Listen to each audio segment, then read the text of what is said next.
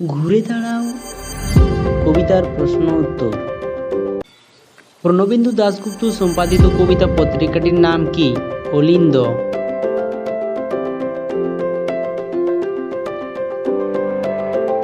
তার রচিত দুটি কাব্যগ্রন্থের নাম লেখো।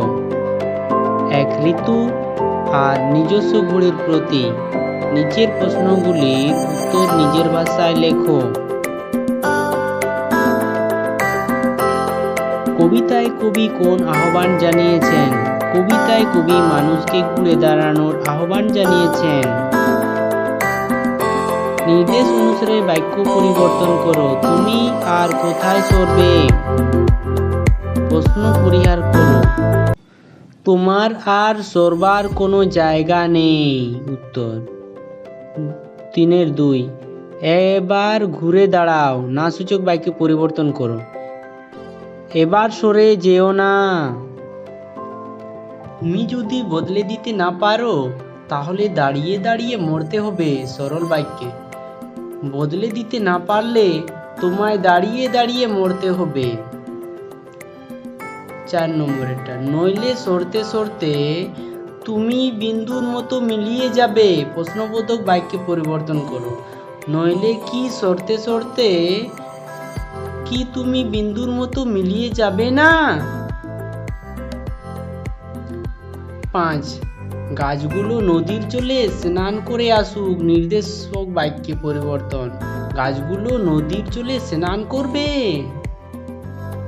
ব্যাস বাক্য সহ সমাসের নাম লেখো।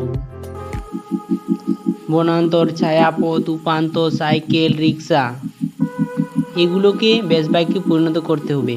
তাহলে বনান্তর অন্য বন, নিত্য সমাস, ছায়াপথ ছায়া ঘেরা পথ, মধ্যপদলোপী কর্মধারয় সমাস, উপান্ত উপ অন্ত অবয়ভাব সমাস, সাইকেল রিক্সা সাইকেল ও রিক্সা দ্বন্দ্ব সমাস।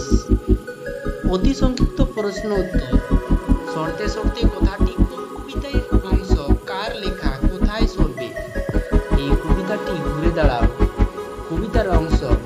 কবি হলেন প্রণবেন্দু দাশগুপ্ত। জীবনের চলার পথ থেকে সরবে। গাছগুলো কি করবে? গাছগুলো নদীর জলে স্নান করে আসবে। কেমন ভাবে কোথায় যাবে? সাইকেল রিক্সাগুলো শীষ দিয়ে বনে বনান্তরে চলে যাবে। বাইরেটা পাল্টে দেবার জন্য কবি কি করতে বসেছে? বাইরেটা পাল্টে দেবার জন্য কবি মানুষকে চুপ করতে বলেছেন। বদল করতে না পারলে কি হবে? বদল করতে না পারলে দাঁড়িয়ে দাঁড়িয়ে মরতে হবে। 6, সরতে সরতে কি অবস্থা হবে? সরতে সরতে শেষে বিন্দুর মতো শূন্যে মিলিয়ে যেতে হবে। কেমন করে বদল করতে হবে? সাহায্যের হাত বাড়াতে হবে।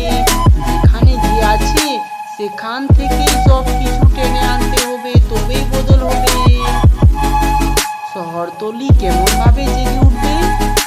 সারা রারা করে উৎপাতের শহরতলি জেগে উঠবে। 9, কাদা ভর্তি রাস্তা কোথায়? কাদা ভর্তি কাছাকাছি। 10, ঘুরে দাঁড়াও কথাটি কবিতায় কতবার ব্যবহার করেছেন? ঘুরে দাঁড়াও কবিতায় কবি 2বার ব্যবহার করেছেন। গাছগুলো নদীর জলে স্নান করবে কেন? বনের ফুলে গাছগুলো মলিন ও বিবর্ণ হয়ে পড়েছে। নদীর নির্মল জলে স্নান করলে গাছেদের সেই মলিনতা দূরে যাবে। তাই গাছগুলো নদীর জলে স্নান করে আসবে। 12, তুক করে কথাটির দ্বারা কবি কি বোঝাতে চেয়েছেন? তুক কথাটির অর্থ হলো জাদু মন্ত্র। কবি মানুষকে তুক করে বলেছেন, কিন্তু এখানে তিনি কোনো জাদু মন্ত্র বা ম্যাজিক করার জন্য কথাটি ব্যবহার করেননি। তিনি মনে করেছেন মানুষের মধ্যে থাকা সদিচ্ছাই হলো এক আশ্চর্য ক্ষমতা। সেই ক্ষমতা হলো তুক। তাই তিনি সেই সদিচ্ছার ক্ষমতা দিয়ে বাইরেটা বদলে দেবার কথা বলেছেন। ব্যাকরণ পাঠ, বাক্য পরিবর্তন করো। একটা ফুক করো, সব পাল্টে দাও। যৌগিক বাক্যে পরিবর্তন। ছোট একটা তুপ করো এবং পাল্টে দাও। খ, এবার ঘুরে দাঁড়াও। যৌগিক বাক্যে পরিবর্তন করো। এবার কিন্তু ঘুরে দাঁড়াও। তুমি যদি বদলে দিতে না পারো, সরল বাক্য পরিবর্তন। তুমি বদলে দিতে না পারো, এখন হাত বাড়াও, ধরো। যৌগিক বাক্য পরিবর্তন।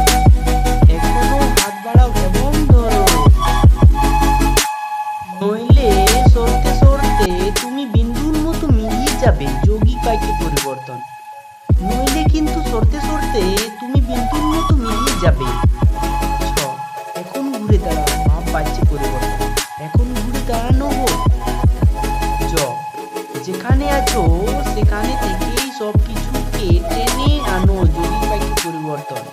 যেখানে আছো সেখানে কিন্তু সবকিছুকে টেনে আনো। জ, সারারারা করে জেগে উঠুক তুফান শহরতলি। জটিল বাক্য পরিবর্তন। সারারারা করে জেগে উঠুক উপাত্তের শহরতলি। ব্যাকরণের শেষ পাঠ। পদ পরিবর্তন করো। স্নান থেকে স্নাতক, জেগে থেকে জাগরণ, মরতে থেকে মরা, মিলিয়ে থেকে মিল, বদলে থেকে বদল।